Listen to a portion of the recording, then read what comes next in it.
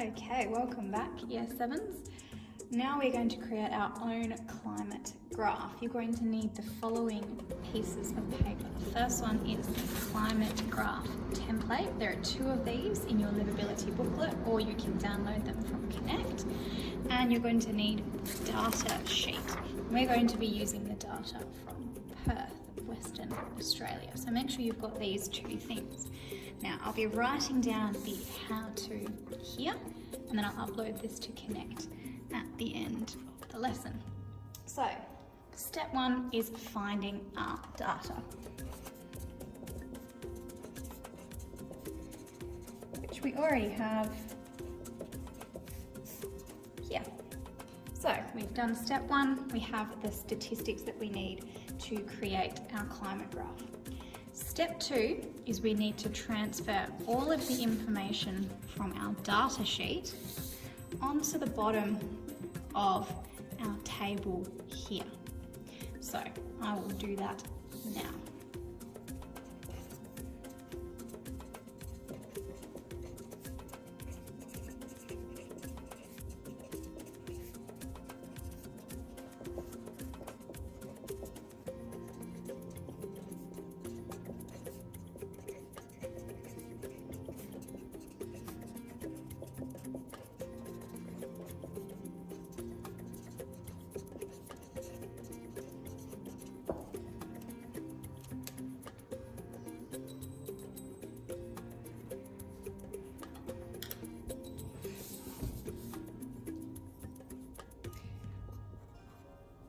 So I'm just rounding up my statistics just to make it a bit easier, and being very careful that I'm copying it accurately, otherwise your climate graph is not going to work.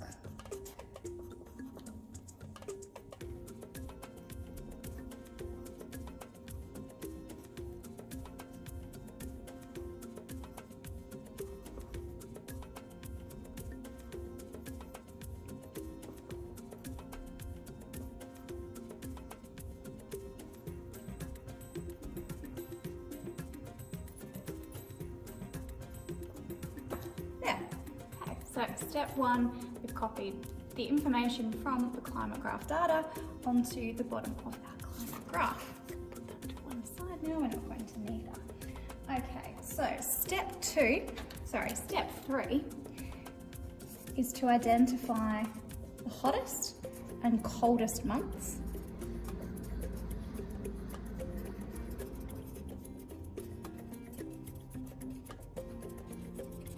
And the month that has the highest rainfall, so we can work out our scale.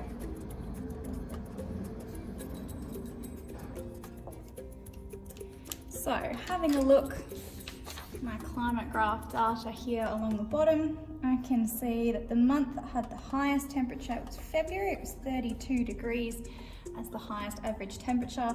The month that had the coldest temperatures was July and August. They had 8 degrees.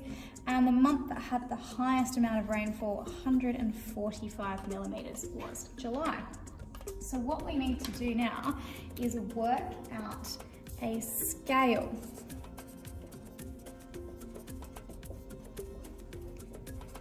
So we need to work out for each of these increments along the side for rainfall and for temperature, exactly how many increments is going to represent how many degrees Celsius or how many millimeters. So let's start with the temperature scale.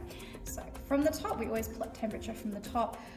You've got to make sure it goes all the way up to 32 degrees. We don't want that to be the very top one, otherwise we're not going to see that nice curve. So we'll make our first box 36, 34, 32, so we'll go down in degrees of 2 degrees Celsius.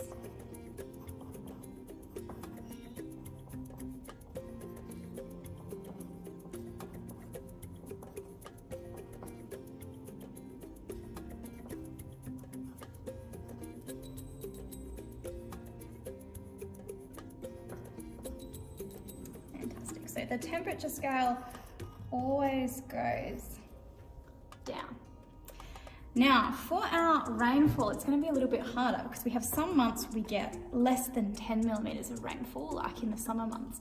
But in our winter time, we've got 145 millimeters. So the best scale, working upwards this way, which is millimeters, will go in increments of 10 millimeters.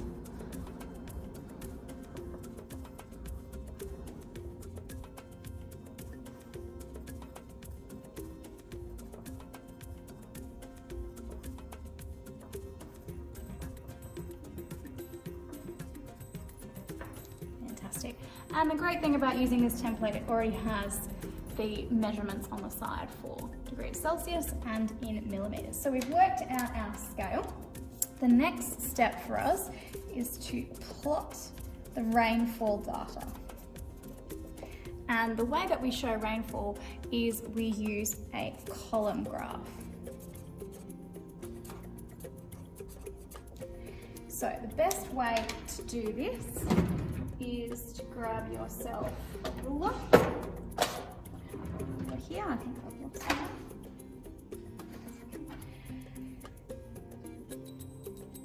And to plot using your ruler. So I'm gonna have to use my pencil, I haven't got my ruler with me here. So first one, 15 millimeters. We scroll up, make sure you stay in the January column.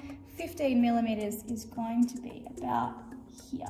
And we rule a nice, neat line across the column for January. You can see that there. Then we do the same thing again. So there was less rainfall in February, less than 10, 9.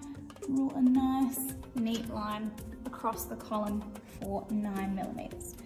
And continue with the other months.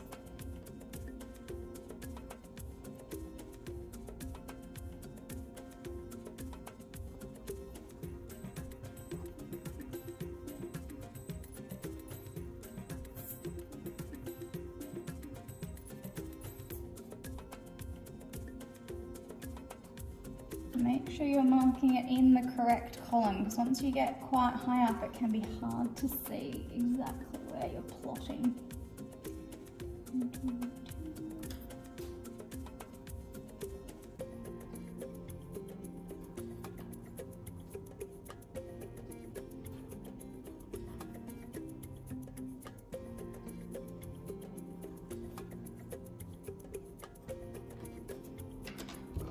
Fantastic.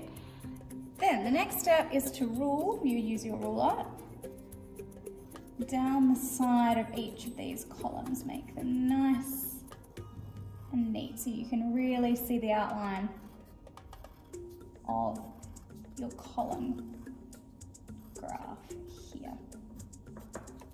Fantastic. A bit of an outline of our rainfall data. Next thing we need to do is we need to plot the temperature.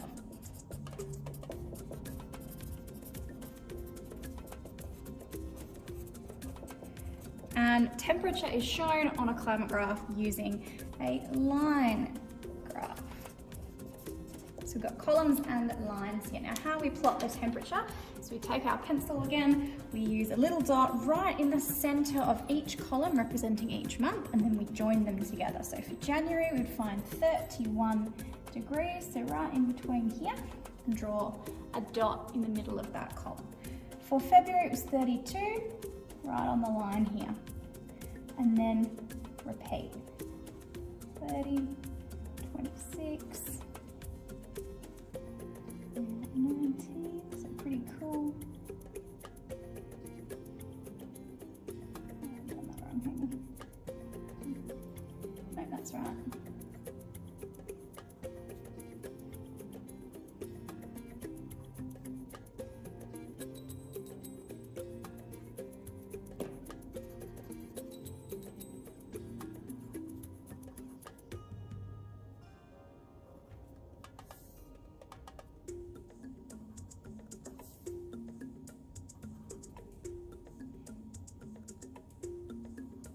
Fantastic. The next thing we need to do is we need to take our red pencil and then we join these dots together in a smooth curve. So it should be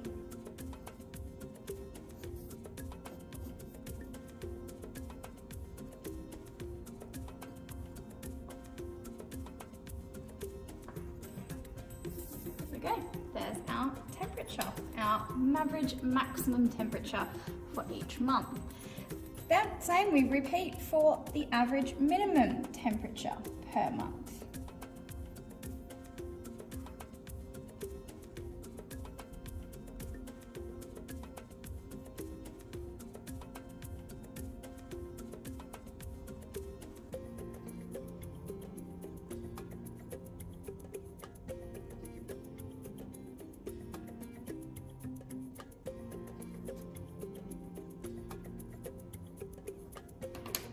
And we take our trusty blue pencil and we repeat, making a nice smooth line. You see how it kind of mirrors the temperature line here as well?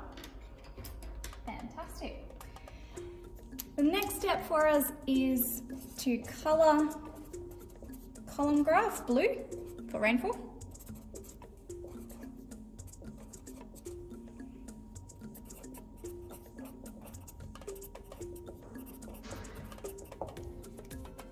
Which I'll do in a second, and then you add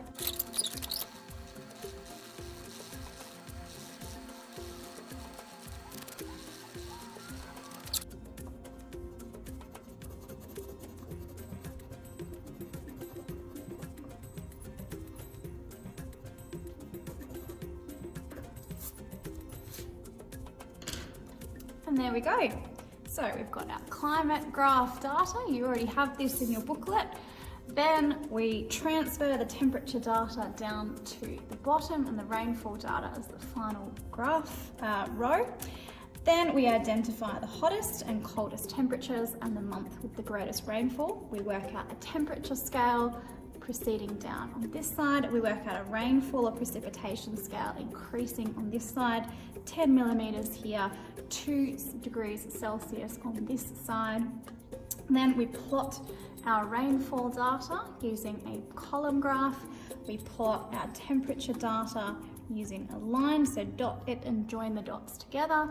Then we put our title in and we colour the graph blue. And there you have it, a climate graph. So year 7, the next task for you is to do your own climate graph of Perth, Western Australia, explaining what the climate is like and how it makes Perth a particularly livable place.